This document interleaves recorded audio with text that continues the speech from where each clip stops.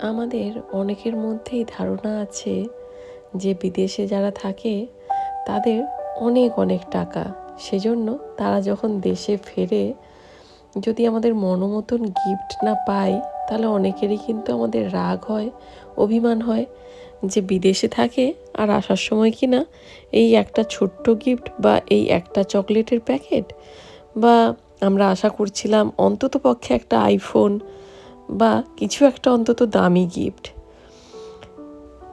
তবে আপনাদেরকে বলি শুনুন, যারা আমরা কিছু একটা কারোর কাছ থেকে গিফট পেলে মন খারাপ করি যে বিদেশ থেকে আরও একটু ভালো কিছু দামি কিছু আনতে পারতো, তারা বিদেশেও যে কিভাবে জীবনযাত্রা নির্বাহ করে, জীবন জীবিকা নির্বাহ করে, এখন হয়তো অনেকেই তোমরা দেখতে পারছো যে বিদেশের অনেক খবরই নিউজ চ্যানেলে বা খবর কাগজে অনেক সময় আসে যে একটা রুমের মধ্যে তারা ৬-৭ জন মিলে কিন্তু রুমটা শেয়ার করে থাকে। যারা প্রথম দিকে এই দেশে আসে তাদের কিন্তু স্ট্রাগলিংটা অনেক বেশি করতে হয়।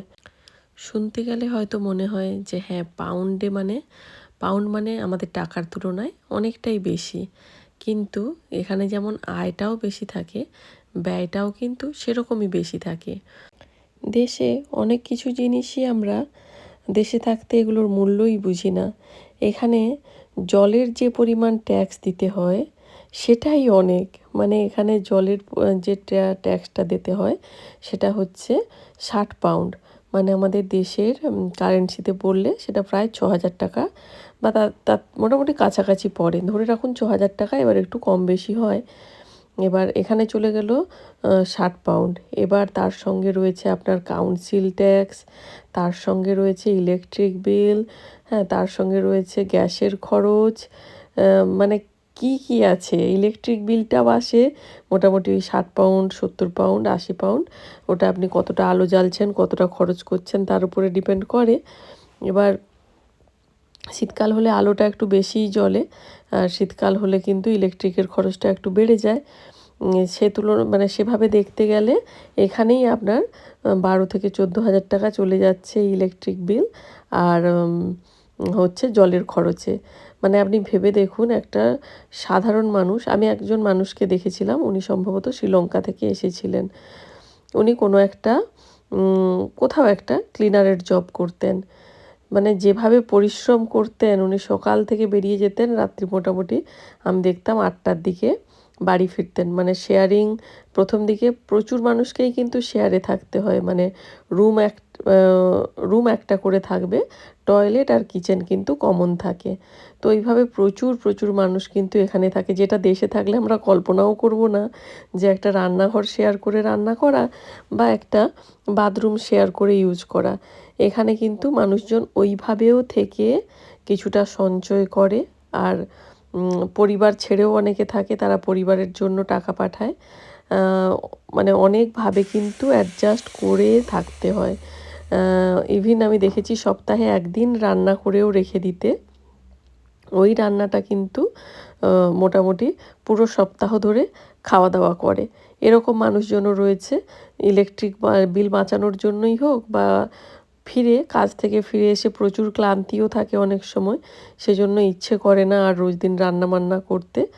আর উইকেন্ড মানে ঘর পরিষ্কার থাকে, জামাকাপড় ধোয়া, মেলা, জামাকাপড় ইস্ত্রি করা, হাজার একটা কাজ থাকে। ফলে কিন্তু দেশে থাকলে আমার মনে হয় যে কাজগুলোকে অতটাও কাজ বলে মনে হয় না, এখানে থাকলে কিন্তু সেই কাজগুলোও দ্বিগুণ পরিশ্রমের বলে মনে হয়। আর তার সঙ্গে খরচাটাও কিন্তু তুলনামূলক অনেক বেশি থাকে।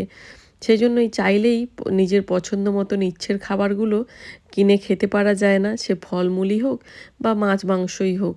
প্রচুর মানুষ রয়েছেন একটা নির্দিষ্ট খরচের ভেতরে কিন্তু নিজেদের একটা মান্থলি বাজার করেন।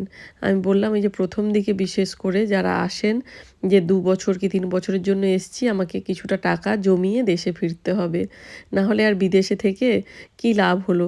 এই করতে গিয়ে প্রচুর মানুষ কিন্তু ওই কিছু টাকা জমা করার ওই যে তাগিদ থাকে, না ভালো করে খাওয়া দাওয়া হয় আর না ভালো করে কোনো কিছুই হয়। এখানে তো আবার চুল কাটতে গেলেও যে টাকাটা লাগে সেটা তো আমাদের দেশে বোধহয় মানে মানুষ আমরা মানে আমি তো অ্যাটলিস্ট কখনো ভাবতে পারিনি যে আমি একটা বাচ্চার চুল কাটাতে যাব ১২০০ টাকা দিয়ে।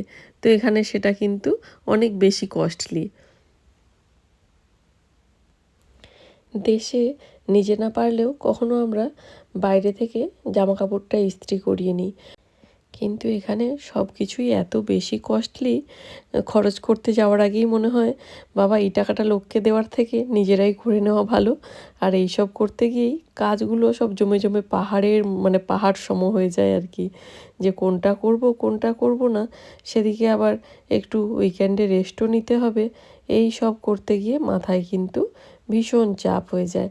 তো আমি এজন্যই বলছিলাম যে লন্ডন সিটিতে যারা ফ্যামিলি নিয়ে থাকে তাদের আনুমানিক যদি একটা মাসিক খরচ তুলে ধরা হয় তাহলে কিন্তু দেখা যাবে যে আয় আর খরচ প্রায় সমান সমান।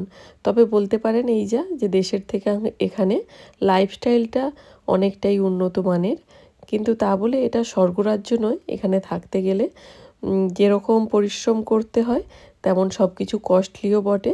সেজন্য সব কিছুই কিন্তু মানে যে যেটুকু গিফট দেয় সেটা কিন্তু আনন্দের সঙ্গেই কিন্তু অ্যাকসেপ্ট করা উচিত, আর তাদেরকে অ্যাপ্রিসিয়েটও করা উচিত। তারাও তাদের সমস্ত কিছু খরচ, ফ্যামিলির যা কিছু খরচ সব কিছু চালিয়ে তারপরে মনে করে বা ভালোবেসে যেটুকু গিফট যে যাকে যেরকমভাবে দেয় সেটা কিন্তু আনন্দ সহকারেই অ্যাকসেপ্ট করা উচিত।